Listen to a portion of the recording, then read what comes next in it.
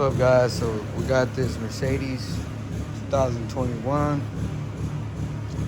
and we got the check engine light on here. We already did the ignition coils replacement, spark plugs. We got the air filter coming in. We went step by step. First, what we did was replace the spark plugs. Check engine on, came off for a day or so, came back on. So we did the ignition coils replacement with all OEM parts, straight from Mercedes.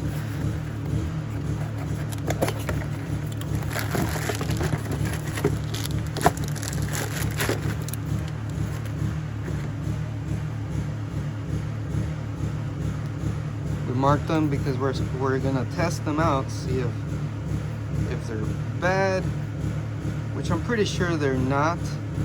But again, my car already has 66,000 miles, so I went ahead and replaced this along with the spark plugs, just to be sure, and save myself some time. So we did that. We replaced all four, brand new. Same thing with spark plugs. Before we did that, it was not throwing any codes whatsoever, but it was telling me that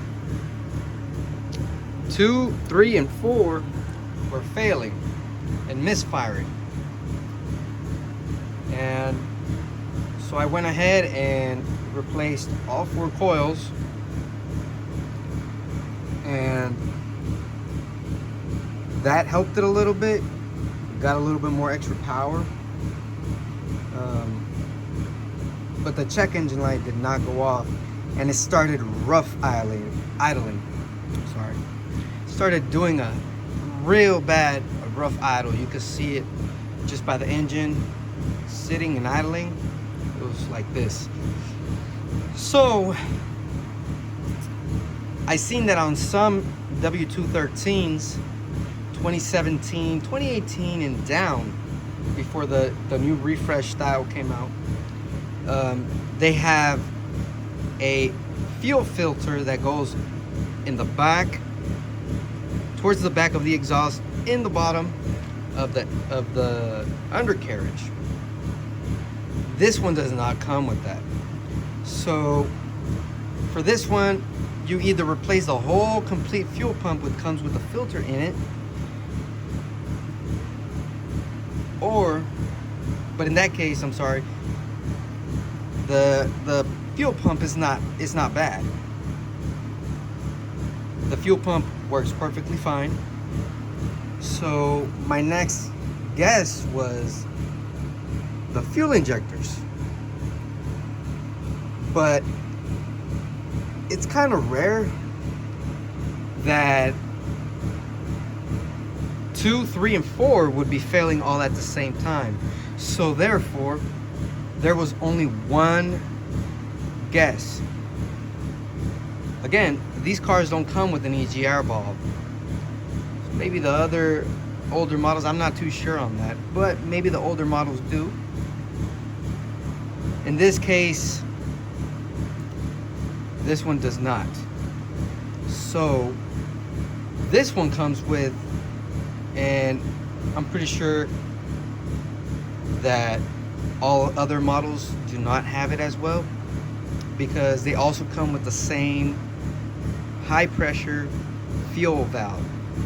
And I'm going to show you guys that right now. All right, guys, so as I was mentioning, and I will be providing all part numbers whatsoever you guys need, because I know that there's not too much information on these vehicles. You guys can see. For the ignition coils, that's the part number. Now, for the high fuel pressure pump, that's the number right there that you guys need, if you guys need this part. Now remember, on some vehicles they do give you a code. On my car, it has the check engine light and it's just misfiring.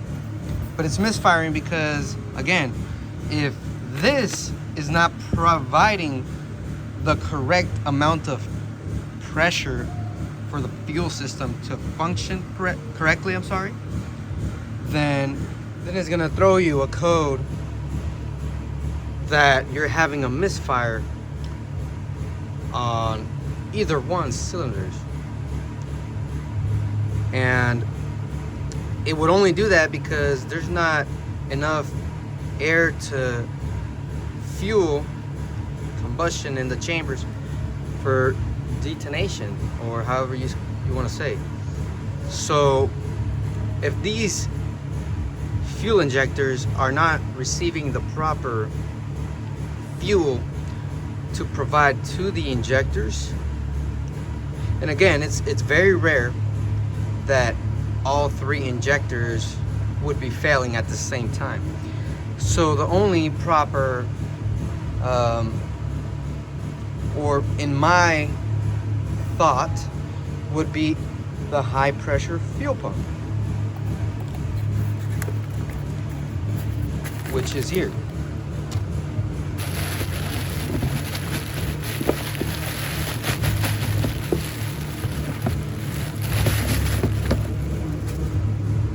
This one right here.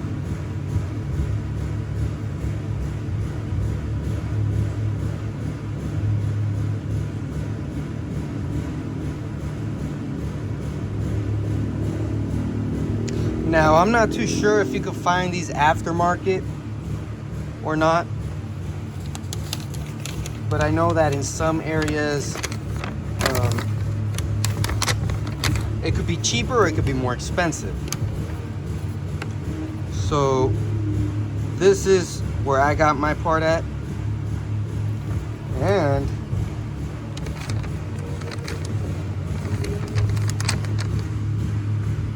this is how much it was paid for just this part. That's not including the ignition coils. That's not including the spark plugs, which of course all of them are OEM, straight from Mercedes. So what we're gonna do here today is we're gonna go ahead and remove the pressure pump, which goes right in here.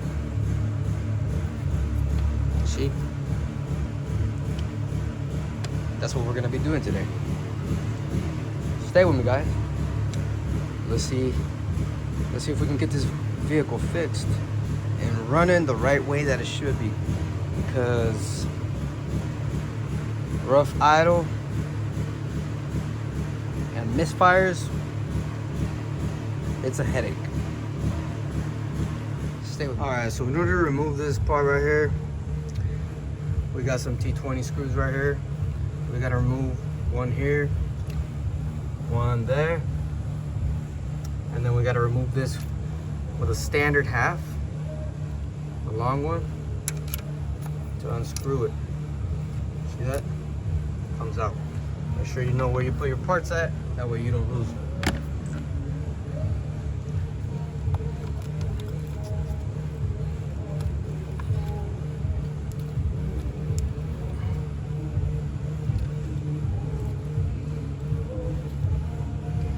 There will be some plugs that you might need to disconnect along the way. If you can avoid disconnecting them, go ahead. If not, then, you know, in my case, I'm gonna try to not disconnect anything, just to move it to the side if I can. But if not, well then we will have to. We'll see. Right now, like I said, I'm trying my best to save time. That way I can show you guys the easiest way to get everything done and not have to do a lot of work. All right, guys, so it turns out that we're gonna have to disconnect our battery. As you guys can see, it's already done. There's a cover right here.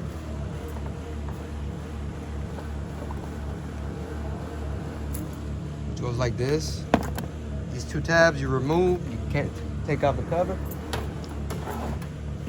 This goes in there, you remove it, you get access to your battery connector. Disconnect your battery, you should be ready to go. You're gonna have to unplug all the plugs. All right, guys, so in order to remove all of this, you gotta disconnect this connector right here, this connector right here, this one, that one, this one. Back here's another one. Down there's another one. All right, so now that we got all our plugs unplugged, and be careful because you don't want to be like me, and I understand, and some of y'all might come into the same problem. This one is the connector for the one right there in the back. You guys can see right right there, the fuel injectors. And you don't want to come into the same mistake as me, where you pull on the tab that's back here, which is right there, and that's the one that I broke off. So we got to see how we fix that. So we went ahead and we disconnected everything.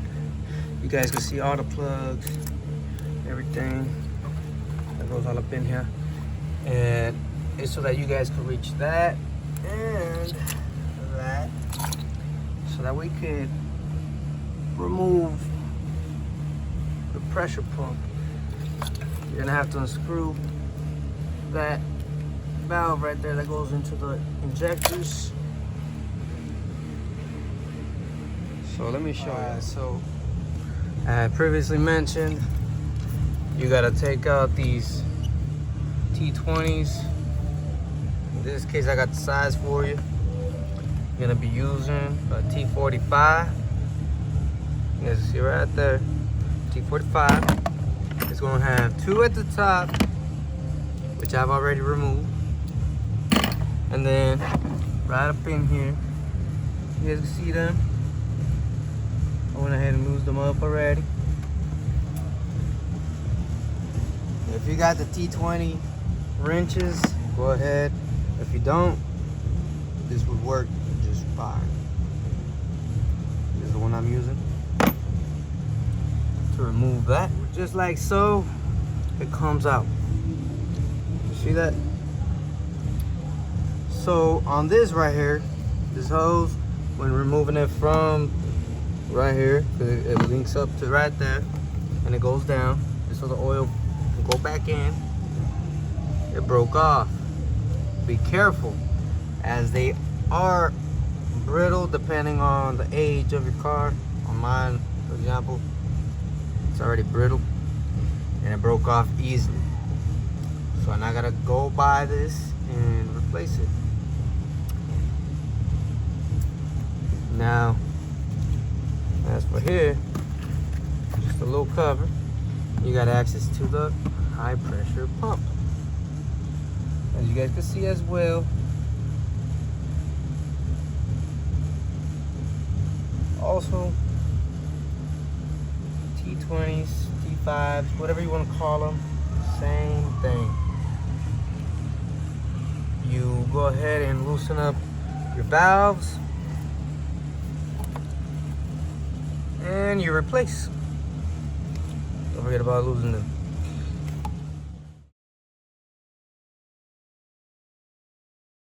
Alright guys, so I already removed this valve.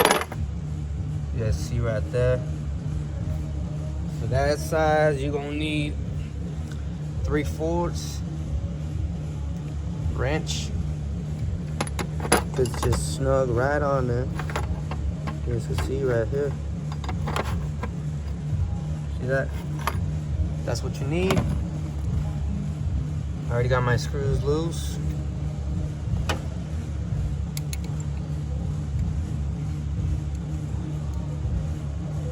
Just gotta remove them. Now, when you release the pressure while you unscrew these with the 3/4 of a wrench, make sure you do it safely so that it doesn't spray all over the place, and you don't want to get that on your face. Now this right here, you gotta try it slowly. You don't want to do it too hard. You don't want to break it because that's an extra expense. And then it just comes out.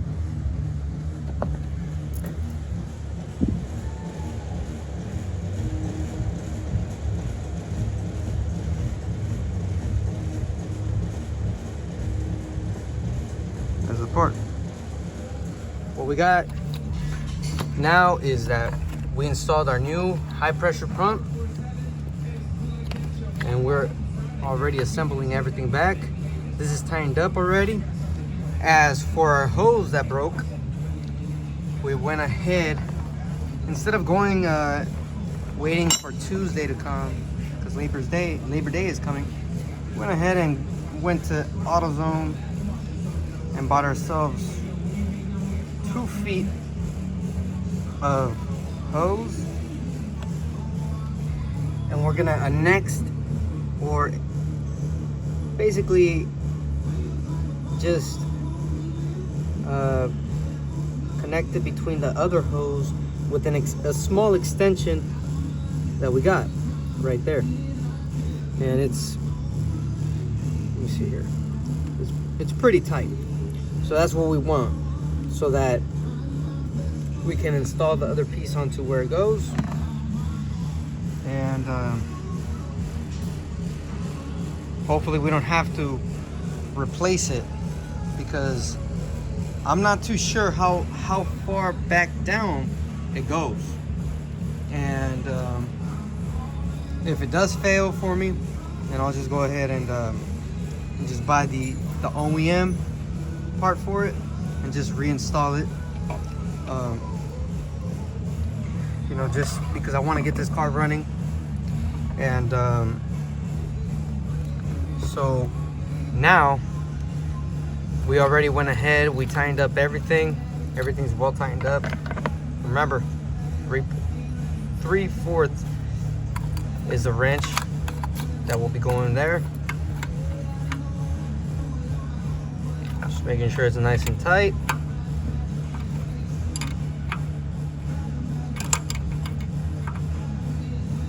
There we go. Always make sure your fittings are nice and snug. You don't want to get back in there and have to take everything apart just because you left something loose or something that isn't properly installed. As for a hose, we're gonna take that risk and just install this one. You know, once I get back to reinstalling everything together, then we'll go ahead and make the measurement that's properly needed for that and just cut it to fitting, and hopefully, just hopefully, we won't have to get back and replace the whole hose, because it's very brittle after so much heat and just aging. It becomes very sensitive to touch and it can break. So that's what we're trying to avoid. But if anything, we'll just come back and replace. And well, remember guys, when you're working, make sure you stay hydrated. It's not a commercial, but shout out to Blaker Brewery from Central Valley, California. Cheers, guys. All right, guys, so now we're going into the step of already putting back all the sensors going in.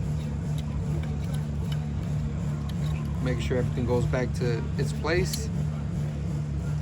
On this side over here, where I broke that tab, we went ahead and did a zip tie to properly get it installed so that it's not loose.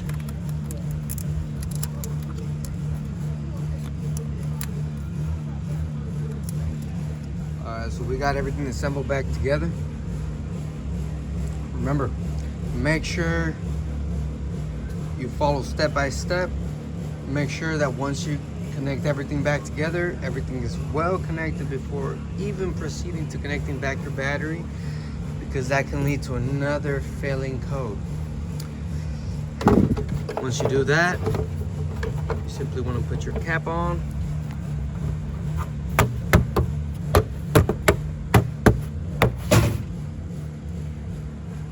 And connect back your battery.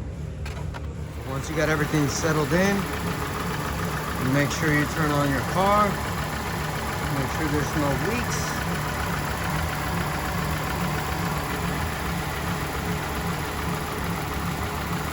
All we gotta do now is get rid of our